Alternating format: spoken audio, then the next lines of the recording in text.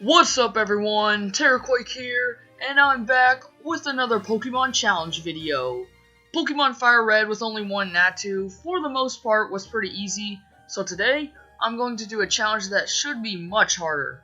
In today's video, I'm going to figure out if you can beat Pokemon Crystal while using every gym leader's worst Pokemon.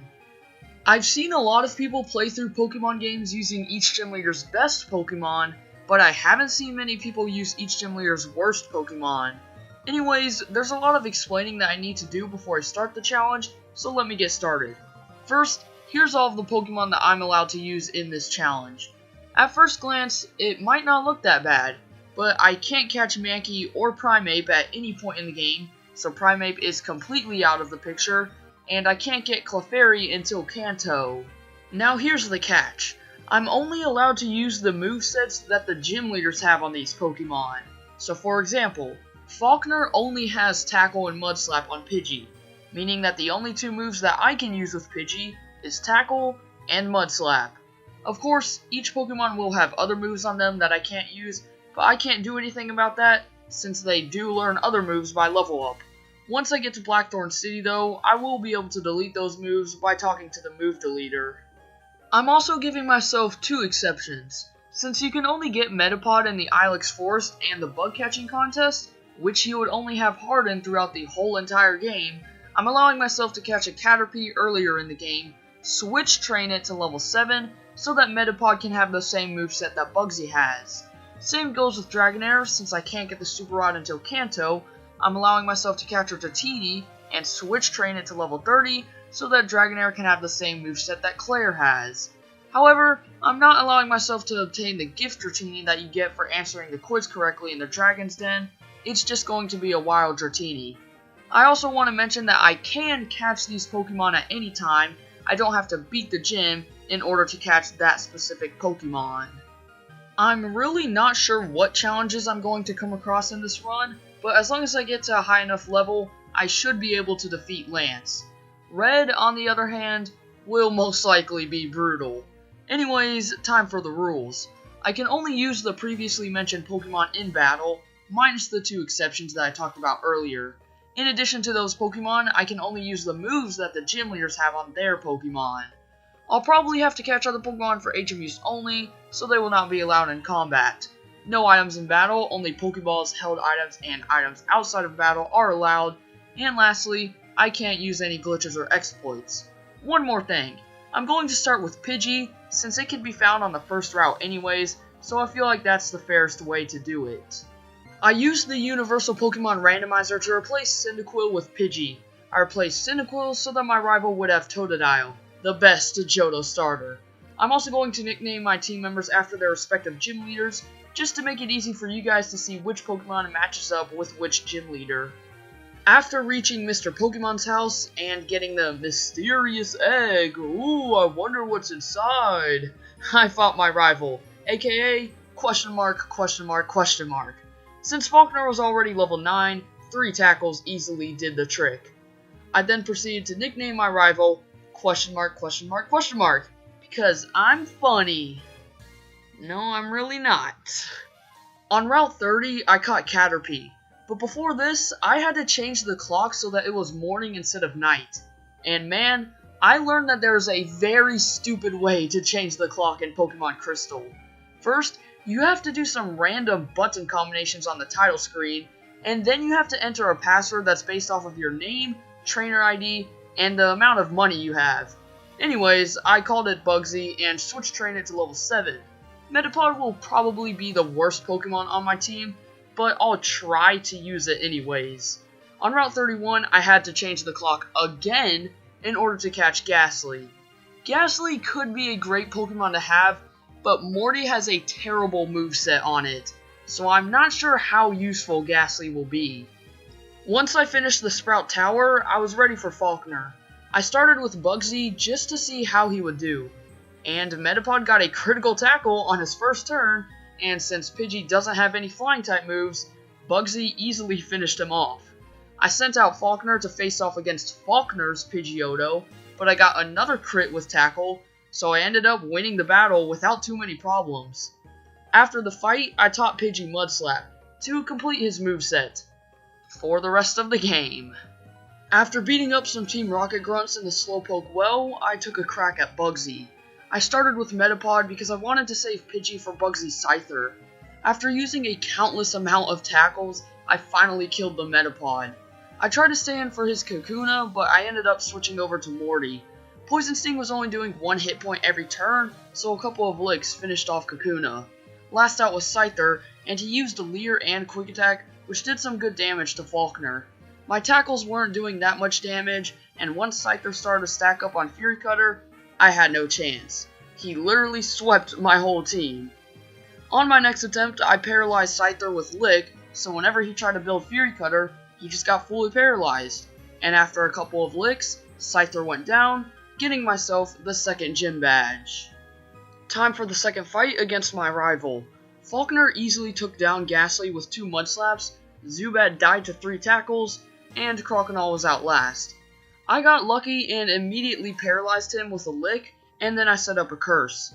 Eventually, Morty went down, but Falkner came out again, and with the combination of Gastly's Curse and Tackle, Croconaw went down without dealing any damage to Pidgey. You know, this is probably one of the first times that I'm actually using Curse in a Pokemon game. Once I got to Goldenrod City, I grabbed the radio card for Kanto, and then I went to the gym. This first battle against Whitney was just crazy. I started using Tackle with Bugsy, but it was hardly doing any damage to Clefairy, and then she got Blizzard from a Metronome. It brought me under half health, and then Clefairy's next Metronome ended up being Perish Song. I kept on tackling away, but right before the Perish Song count fell to 0, Whitney switched to her Miltank. I didn't even know that the gym leaders in Gen 2 had that good of an AI. Anyways, Metapod went down, so I switched to Morty to set up a Curse on Miltank. I couldn't do much after using Curse, and eventually Miltank took down Morty with 2 rollouts. And I didn't really think this through, because Miltank easily one-shot Pidgey. Many attempts later, and I got an incredibly lucky run. Clefairy already died earlier in the battle, and I got off 1 Mud Slap on Miltank before Pidgey went down, so I sent in Gastly. Miltank then proceeded to miss not 1, not 2, not 3, but 4 rollouts. Keep in mind, I only used 1 Mud Slap. I kept on spamming Spite to drain her PP, but eventually, the Curse whittled Miltank down until she died. Since I used Spite so much, I think she just didn't have any milk drinks left to use. That was a weird gym battle. I've never understood why you need a special squirt bottle just to battle Sudowoodo. What's the difference between using a squirt bottle and using something like Water Gun? Anyways, once I got to Ecruteak City, I headed west in order to catch Magnemite. Here's another Pokemon that I'm not sure how useful it will be.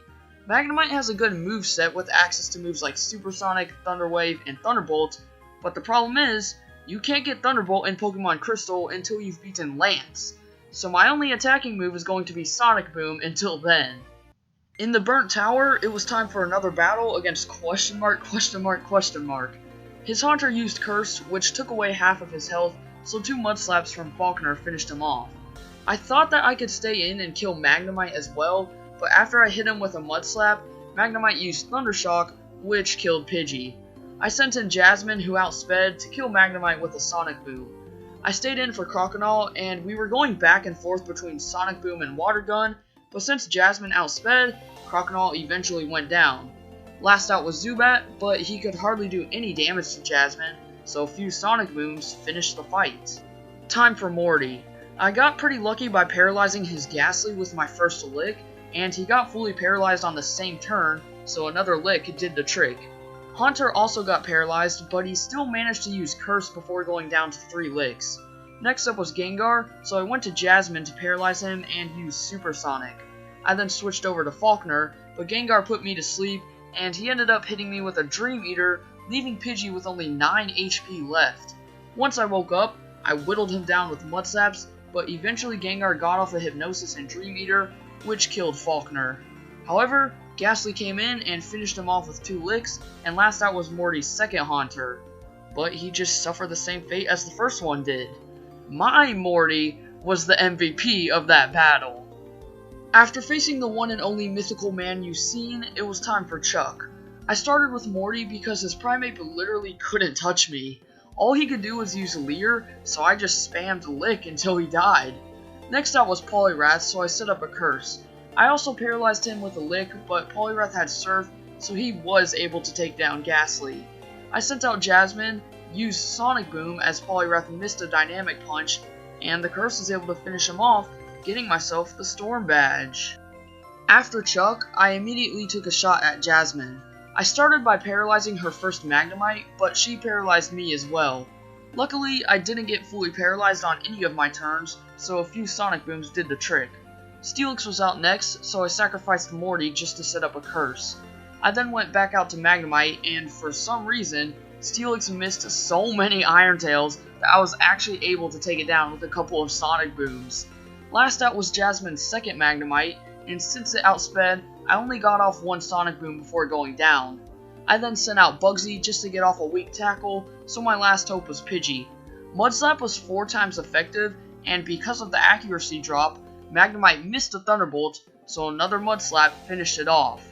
If Magnemite landed that Thunderbolt, I would have lost. This battle took at least 10 attempts, but I wasn't even expecting to win it in the first place. On to the next gym battle against Pryce. I started with Bugsy just to see how many tackles he could get off on Seal before going down. I then went over to Jasmine to finish him off with 2 Sonic Booms. I set up a curse on Dewgong before Morty went down to a critical Aurora Beam, and Falkner couldn't do much with Tackle. 2 Aurora Beams took him down, so my last hope was Jasmine. I missed my first Sonic Boom, but with the curse doing damage, and 1 more Sonic Boom, Dewgong died. Last out was Piloswine, who I would have been able to kill if I didn't miss so many Supersonics. I mean, just look at this. How unlucky can one person be? Anyways, I got him down to red health, but Pryce used a Hyper Potion, and eventually, Piloswine was able to take down Jasmine. With some better luck, I can definitely win this fight. A few attempts later, and I saved Ghastly for Piloswine so that he could set up a curse. I also managed to paralyze him with a Lick before going down. Falkner nearly took down Piloswine, but Pryce used that Hyper Potion again, and eventually, he landed a Blizzard to one-shot Pidgey. However, Jasmine came out and finished him off with a Sonic Boom. This is probably one of the first times that I've actually had trouble against Pryce. Now that I got the 7th badge, I went to the Whirl Islands in order to catch Seal. I think Seal will be a key component of the team, especially since Claire's the next gym leader and Lance uses 3 Dragonites. This was also the moment where I decided to stop leveling up Metapod because he was just flat out not good. I'll still keep him in the party just in case I need to sack him off during a battle, but for now, Metapod won't be used. Under Goldenrod City, my rival was back at it again. I started with Pryce, who took down Golbat in 3 Aurora Beams, but he took away almost half of my health. I don't know why I stayed in for Magnemite, because I immediately switched over to Pidgey, who was only able to get off 1 Mudslap before going down. However, Jasmine came in and finished the job with 2 Sonic Booms. I went back to Seal for his Haunter, and I managed to bring him below half health, but Haunter got a critical Shadow Ball to finish off Pryce. I sent in Ghastly, and he killed Haunter with a Lick, and Sneasel was out next. I used Magnemite to paralyze him, and his Feint attacks weren't doing much damage at all, so eventually I was able to whittle him down with Sonic Boom.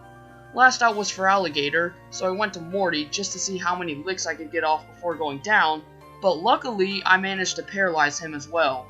Feraligatr could have easily killed Jasmine, but instead he used Scary Face, and with some good paralysis luck, I was able to win the battle with only 5 HP left. Question mark, question mark, question mark. You are a real genius. After the rival fight, I destroyed all of Team Rocket's plans. You know, I really wish the Johto games had a more challenging opponent for the final battle against Team Rocket instead of Archer, but at least it's an easy battle for this challenge. My first try at Claire didn't go too well. I was able to get through her first Dragonair just fine with Seal, but her second Dragonair really messed me up with Thunderbolt. By the time that I made it to her third Dragonair, Magnemite was my only team member remaining. I tried this battle a couple of more times, but I came to the conclusion that I need to grind. I came back with my whole team at level 43, and here was my 8th attempt. I managed to kill her first Dragonite with Price, but not before getting paralyzed and hit with 2 slams. I stayed in for Claire's second Dragonair, and I got a critical Icy Wind before going down. However, Falkner came in and finished the job with a Tackle.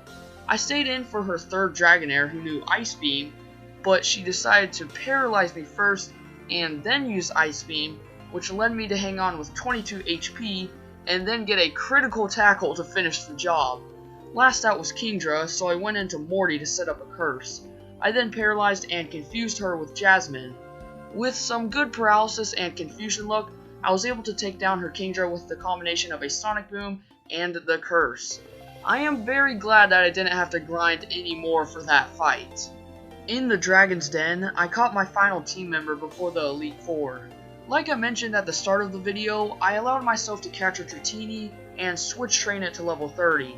I'm also going to use the moveset of the Dragonair that knows Surf, since I already have Seal who's an Ice type, and Magnemite will eventually get Thunderbolt. Dragonair should be one of, if not the best member on my team, but it's gonna take a while to train up Dratini.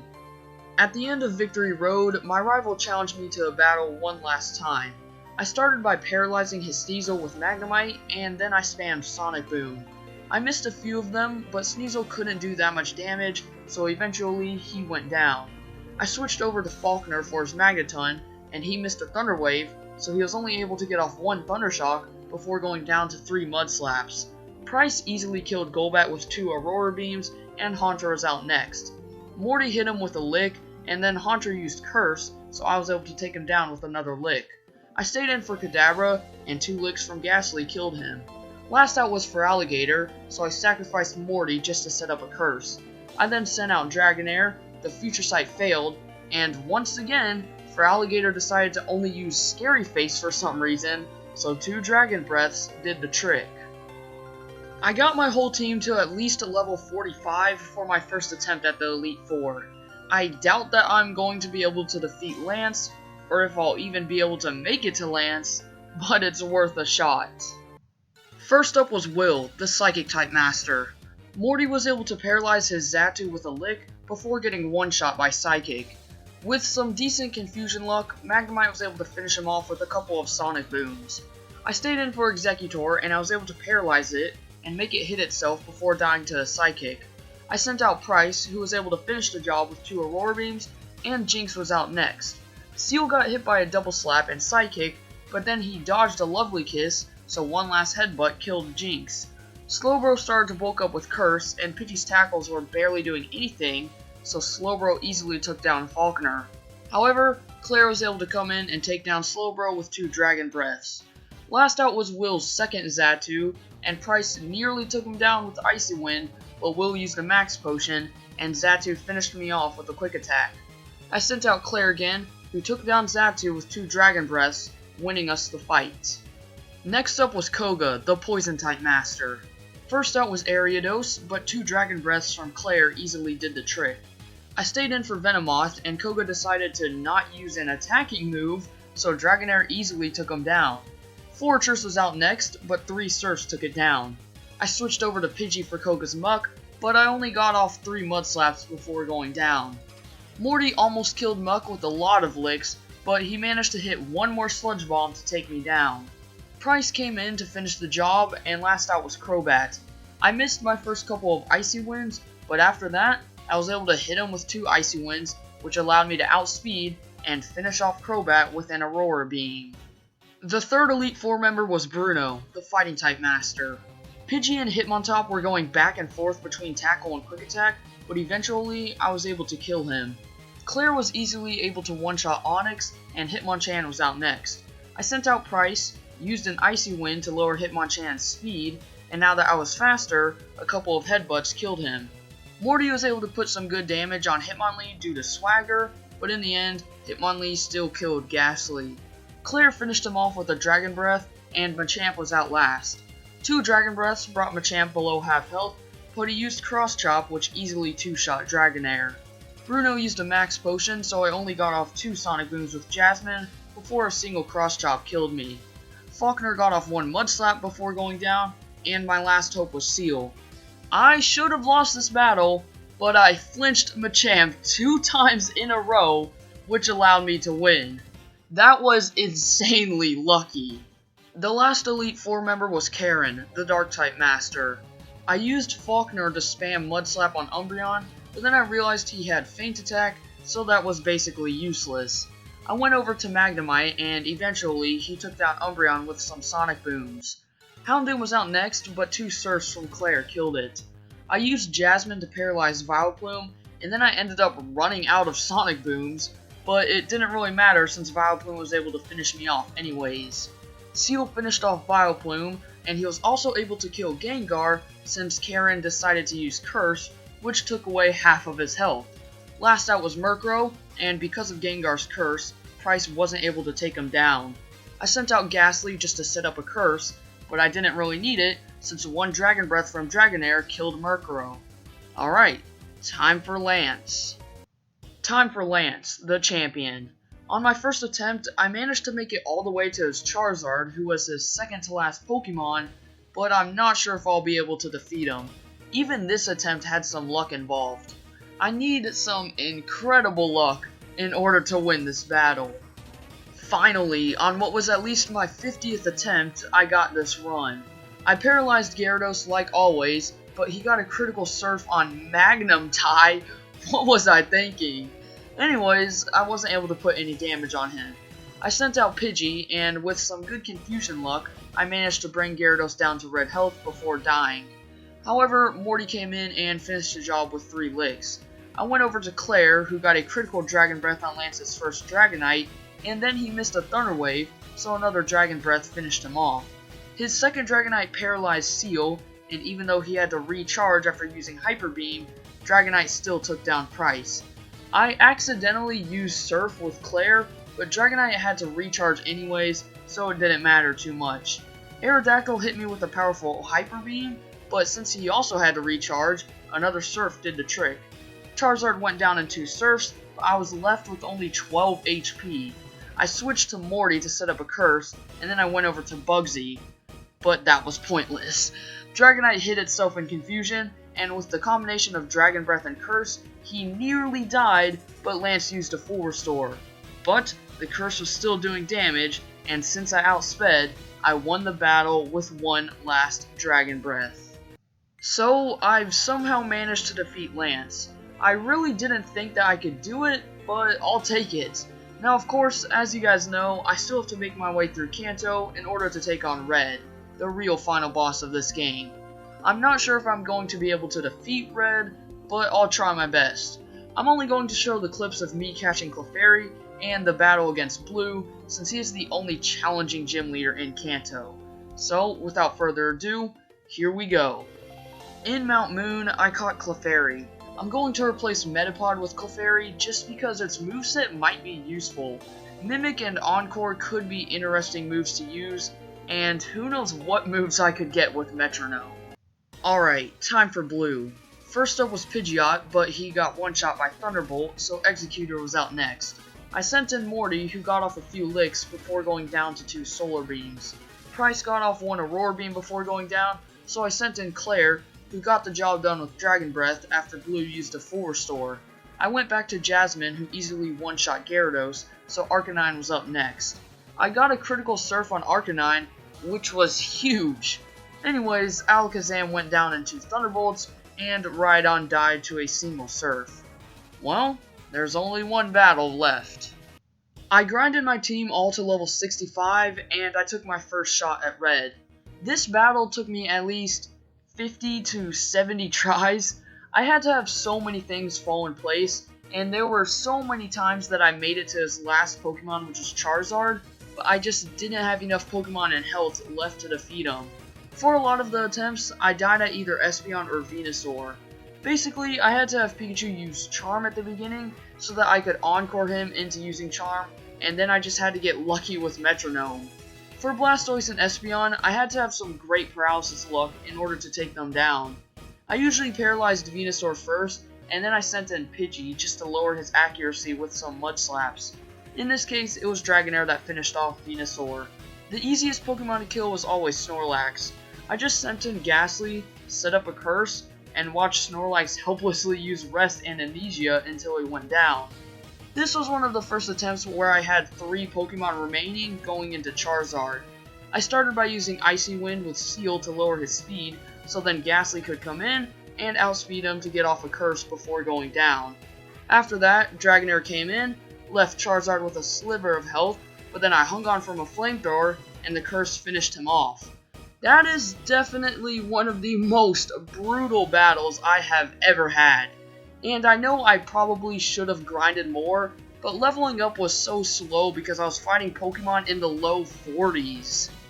I'm very shocked that I managed to beat Red at that low of a level, but I am so glad that I was able to beat Pokemon Crystal with each gym leader's worst Pokemon. In my opinion, the game got harder and harder as it went on because my team became more and more underleveled. For my next challenge, I've got an easier and fun one planned for Pokemon Emerald. As always, feel free to leave any other challenge suggestions that you have in the comment section below. And if you want to see more of my challenge runs, then check out my playlist that I left a link to in the description. For now though, if you guys enjoyed this video, then drop a like, subscribe, and hit that bell to see more. And until next time, deuces!